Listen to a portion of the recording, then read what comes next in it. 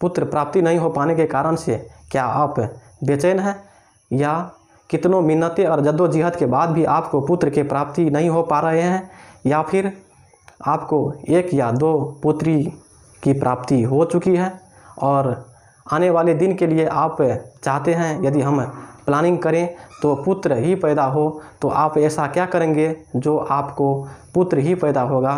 तो ये सारे क्वेश्चन का आंसर इस वीडियो में मिलेगा। चाहे आपको जो भी इंटेंशन हो पुत्र प्राप्ति के लिए, आपको जितने भी क्वेश्चंस हैं पुत्र प्राप्ति के लिए इस वीडियो में मिलने वाला है। इसीलिए ये वीडियो आपके लिए बेहद ख़ास है। तो इस वीडियो को आप शुरू से लेके एंड तक ज़रूर से ज़रूर देखेंगे, तभी आपको फ़ायदा होने वाला है।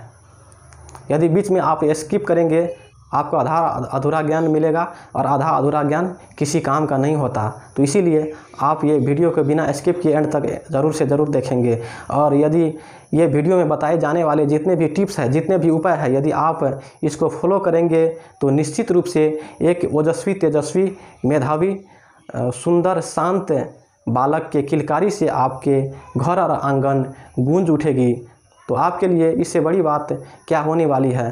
तो इसीलिए चलिए इस वीडियो में बताए जाने वाले सारे टिप्स, सारे उपाय को सारांश के रूप में आपके समक्ष रखता हूं, और इसके बाद उसको डील करने के लिए आगे बढ़ेंगे। तो नंबर 1 में आपको बताएंगे क्रोमोसोम्स के बारे में। मनुष्य में 23 जोड़ी क्रोमोसोम्स होते हैं। नंबर 2 में बताएंगे रात्रि गणना के बारे में। पुत्र प्राप्ति के लिए रात्रि गणना का अहम रोल होता है।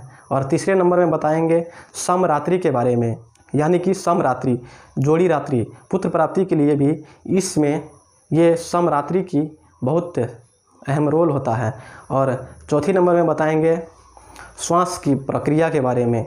यदि आप गर्भधान संस्कार कर रहे होंगे तो आपके 1 श्वास मात्र चलनी चाहिए। स्त्री को भी 1 श्वास मात्र चलनी चाहिए और पुरुष को भी 1 श्वास मात्र चलनी चाहिए। वो कौन सी श्वास होंगे तो आने वाले कुछ समय में आपको बताएंगे।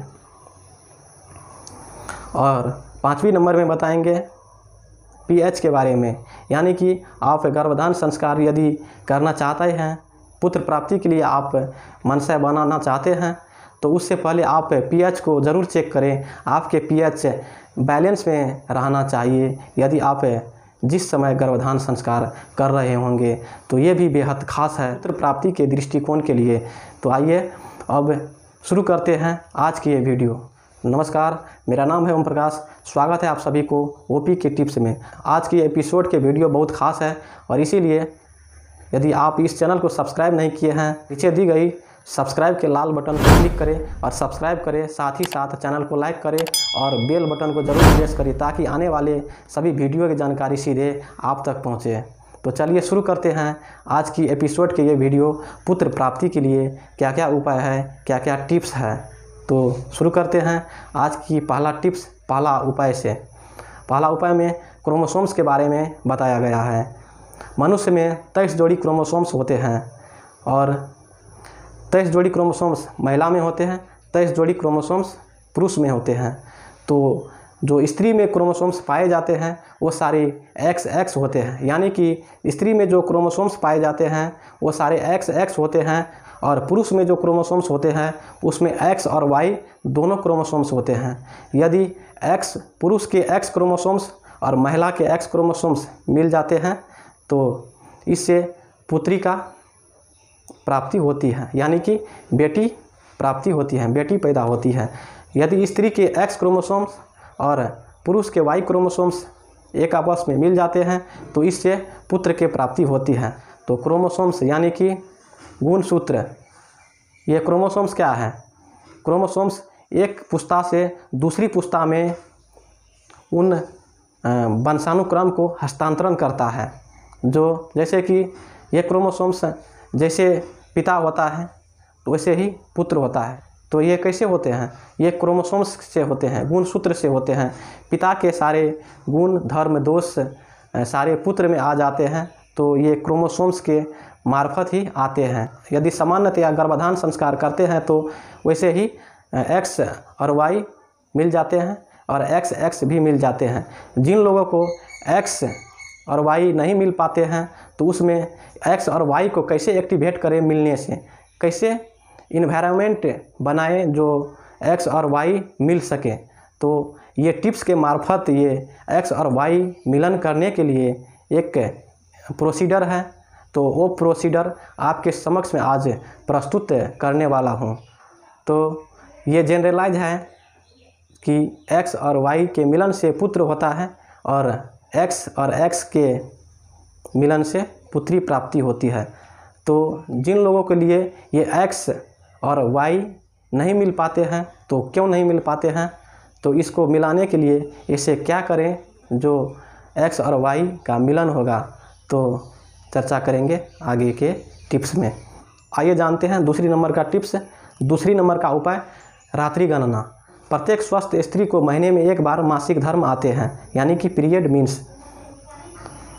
तो यदि जिस समय मासिक धर्म आया है तो उस समय को आपको नोट कर लेनी है। यानी कि जैसे 2020 जनवरी 12 बजे आपको मासिक धर्म आया है तो अपने डायरी में ये नोट कर लेनी है जो 2020 जनवरी 12 बजे दिन में मासिक धर्म आया है। तो आइए अब चलते हैं इसके थ्योरी, रात्रि गणना करने की सिद्धांत क्या है, कैसे हम जो है रात्रि गणना का गिनती कर सकें। तो इसका नियम है, सूर्य निकलने के 1 घंटे बाद से लेके फिर अगले दिन जो सूर्य निकलेंगे उससे 1 घंटे पहले तक का समय, जो ये 22 घंटा का जो समय होता है, ये समय को एक रात्रि मानी जाएगी। ये समय जो है ये दिन का भी समय है और रात्रि का भी समय है। तो ये पूरे जो है दिन और रात्रि मिला करके जो ये 22 घंटा का जो ये समय है, इस समय को पूरे 22 घंटे के उस समय को एक रात्रि मानी जाएगी। तो इसी प्रकार से एक रात्रि जो है इसको काउंट कर लेनी है। तो इसी प्रकार से एक रात्रि से लेके 16वें रात्रि तक का आपको जो है गिनती करनी है। तो गिनती करने का नियम एक बार और क्लियर कर लिए। गिनती करने का नियम में यदि आपको भ्रम हो जाएगा तो इसका रिजल्ट, इसका परिणाम जो आपको सही करेक्ट नहीं मिलने वाला है। तो इसीलिए आपको जो है ध्यान से अपने दिमाग में जो है सेटिंग कर लीजिए ये रात्रि काउंटिंग के नियम के बारे में। सूर्य निकलने के 1 घंटे बाद से लेके यदि सूर्य जिस समय में उदय होता है उस समय से 1 घंटे तक आप छोड़ देनी है। यदि सूर्य उदय हुआ, मान लीजिए जिस समय में सूर्य उदय हुआ और उस समय से लेके 1 घंटे के बीच में यदि आपको पीरियड आती है, आपको मासिक धर्म आता है, तो उस महीने को आपको छोड़ देनी है। उस महीने में आपको गर्भधारण संस्कार नहीं करनी है।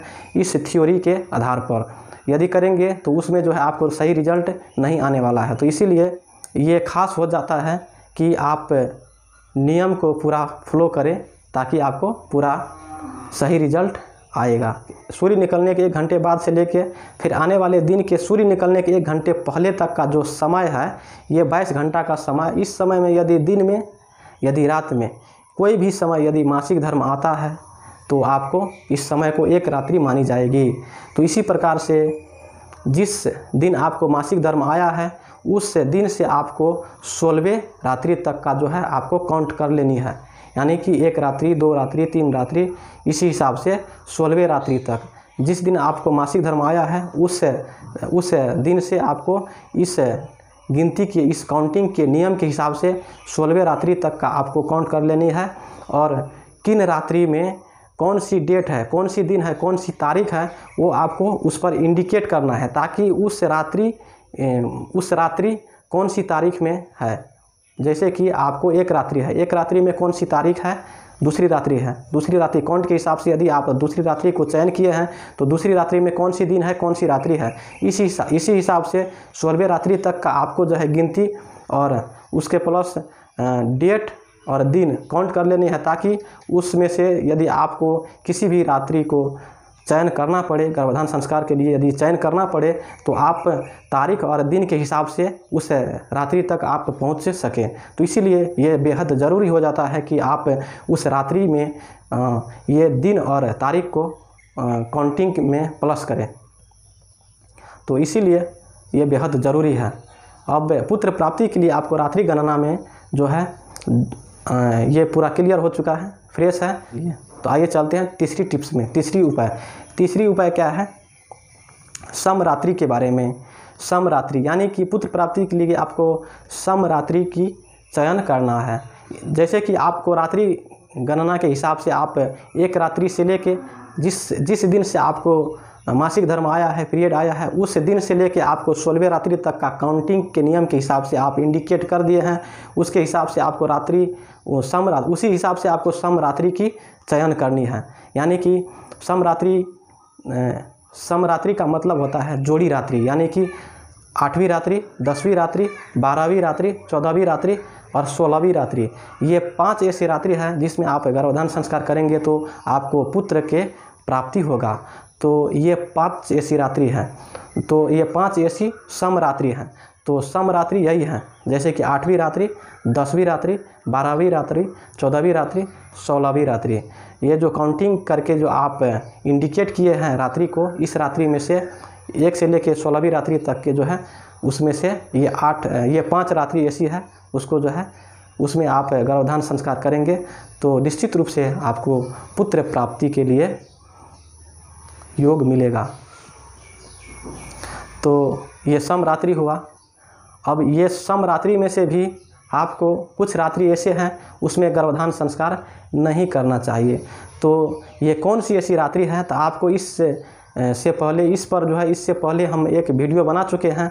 उस वीडियो के लिए डिस्क्रिप्शन में हम दे दिए हैं, और यदि आप देखना चाहते हैं तो उस वीडियो को आप देख सकते हैं, जो किन किन रात्रियों में गर्भधान संस्कार नहीं करनी है और क्यों नहीं करनी है, तो आपको पता चल जाएगा।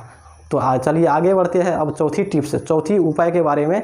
चौथी उपाय जो है स्वर विज्ञान, यानी कि पुत्र प्राप्ति के लिए यदि आप गर्भधान संस्कार कर रहे हैं तो उस समय आपको कौन सी स्वर चलनी चाहिए।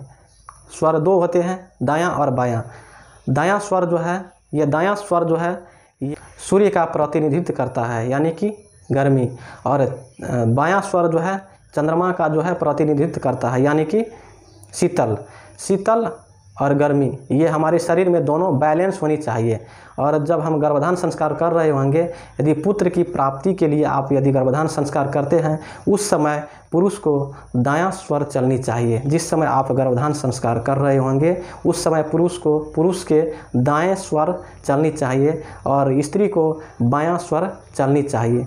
तो इस समय यदि आप गर्भधान संस्कार करते हैं, संबंध बनाते हैं, तो उस समय निश्चित रूप से आपको पुत्र ही प्राप्ति होगा। आपके मन में एक क्वेश्चन चल रहा होगा कि ये एक ही स्वर कैसे चलाएं। जी हाँ दोस्तों, एक ही स्वर चलता है। तो कैसे, इसका चलाने का एक विधि है जो आइए जानते हैं। यदि आपको पुरुष को दायां स्वर चलानी है तो बाएं करवट से आप 30 मिनट सोएंगे तो आपको एक श्वास बंद हो जाएगा और दूसरी सांस यानी कि दायां सांस चलने लगेगा। यदि स्त्री को बायां स्वर चलानी है तो उसको दाएं करवट में सोनी है। तो ये करने से, ये 30 मिनट सोने से आपको जो है बाएं स्वर खुल जाती है। गर्भधान संस्कार करने वक्त में पुरुष को दायां स्वर चलनी चाहिए और महिला को बायां स्वर चलनी चाहिए। दायां स्वर चलाने के लिए बायां करवट में 30 मिनट सोना होगा और बायां श्वास चलाने के लिए 30 मिनट दायां करवट सोना होगा। तो ऐसा करेंगे तो ये श्वास का प्रक्रिया आप समझ गए होंगे। तो यही है श्वास का प्रक्रिया। आइए जानते हैं 5वां नंबर का टिप्स क्या है। तो 5वां नंबर का टिप्स है pH लेवल का बैलेंस करना। यदि आप पुत्र प्राप्ति के लिए गर्भधान संस्कार कर रहे हैं तो इससे पहले आप pH को आप ज़रूर मेंटेन करें। आप एक बार pH का ज़रूर चेक करें ताकि pH लेवल बैलेंस है कि नहीं। तो ये pH क्या है, तो एसिडिक और एल्कलाइन दोनों बैलेंस होना ज़रूरी है। pH का मतलब है जो है एसिडिक और एल्कलाइन दोनों यदि आप के बैलेंस हैं और उस समय गर्भधान संस्कार करते हैं, उस समय ये सारे टिप्स को यदि फॉलो करते हैं तो निश्चित रूप से आपको है पुत्र के प्राप्ति होगा। यदि सारे उपाय आप कर लेते हैं, यदि सारे उपाय करने के बावजूद आपके ये pH अनबैलेंस हैं तो हो सकता है आपके ये ट्रिक काम ना भी करें। तो इसीलिए ये pH का बैलेंस रखना बेहद ज़रूरी है। ये पीएच अनबैलेंस होने के बाद ये करता क्या है, तो आइए जानते हैं। यदि आप गर्भाधान संस्कार करते हैं यानी कि संबंध बनाते हैं, तो संबंध बनाने के बाद आपके जो वीर्य होते हैं अंडा को निषेचन करने के लिए अंडा तक उसको पहुंचना ज़रूरी है। तो ये पहुंचने का जो रास्ता होता है, ये 6 इंच का जो रास्ता होता है, जैसे कि आपके योनि से लेके यूटेरस तक का जो रास्ता तय करना पड़ता है ये क्रोमोसोम्स को, ये वीर्य को अंडे तक जाने के लिए। तो यदि उस अवस्था में यदि कोई इन्फेक्शन है और पीएच का लेवल इनबैलेंस है, तो उस समय में ये वाई क्रोमोसोम्स बहुत नाजुक होते हैं, वाई क्रोमोसोम्स मर जाते हैं, यूटेरस तक जाते जाते ये ख़त्म हो जाते हैं। तो इसीलिए ये वाई क्रोमोसोम्स को अंडा तक जाने के लिए, निषेचित करने के लिए एक ऐसा माहौल तैयार करना होता है कि वाई क्रोमोसोम्स के लिए एक सहयोगी बने। ऐसे ऐसे वातावरण को वहाँ पर क्रिएट करना होगा कि वाई क्रोमोसोम्स अंडे तक पहुँच सके और निषेचित कर सके। तो इसीलिए यदि ये पीएच बैलेंस रहता है, अम्लीय कम रहता है और क्षारीय अपने पोजीशन पर रहता है, तो ये वाई क्रोमोसोम्स अंडे तक पहुंच पाते हैं सबसे पहले और निषेचित कर देते हैं अंडे को और गर्भ स्थापित हो जाता है। यही तरीका है, ऐसे ही होते हैं। तो इसीलिए ये पीएच को बैलेंस करना बेहद ज़रूरी है। आप यदि सिटी में रहते हैं, शहर में रहते हैं, तो आप ये पीएच को चेक करने के लिए एक किट आती है, वो किट से आप पीएच लेवल को चेक कर सकते हैं। यदि आप ये नहीं कर सकते हैं, तो यदि आप चेक नहीं कर सकते हैं तो आपके लिए एक उपाय है, आप योगा करिए, प्राणायाम करिए। आप जैसे कि आप सुबह उठ के जॉगिंग करिए, सूर्य नमस्कार करिए और भस्त्रिका कपालभाति आप करेंगे, तो अपने आप आपका पीएच जो है डाउन हो जाएगा, पीएच बैलेंस हो जाएगा, इनबैलेंस जो हुआ होगा वो बैलेंस हो जाएगा। तो आपको इससे आगे कुछ नहीं करना होगा। आप अपने पीएच को कंट्रोल करें और अपने खान पान को भी कंट्रोल करें। अपने खान पान में fast food, junk food, spicy foods ये अवॉइड करें और जितने भी फल हैं, तो सेब, संतरा, अमरूद, सेब, अनार, अमरूद, केरा, ये जितने ऑर्गेनिक फल हैं उसका जो है आप यूज़ करें, तो आपके लिए बेहद अच्छा होगा पीएच कंट्रोल करने के लिए। यही सारे उपाय हैं पुत्र प्राप्ति के लिए। यदि आप ये सारे उपाय को फॉलो करते हैं तो निश्चित रूप से आपको पुत्र प्राप्त होगा। यदि आपके मन में कोई विचार चल रहा है तो अपने विचार को कमेंट बॉक्स में प्रस्तुत करें। आज के लिए इतना ही। धन्यवाद।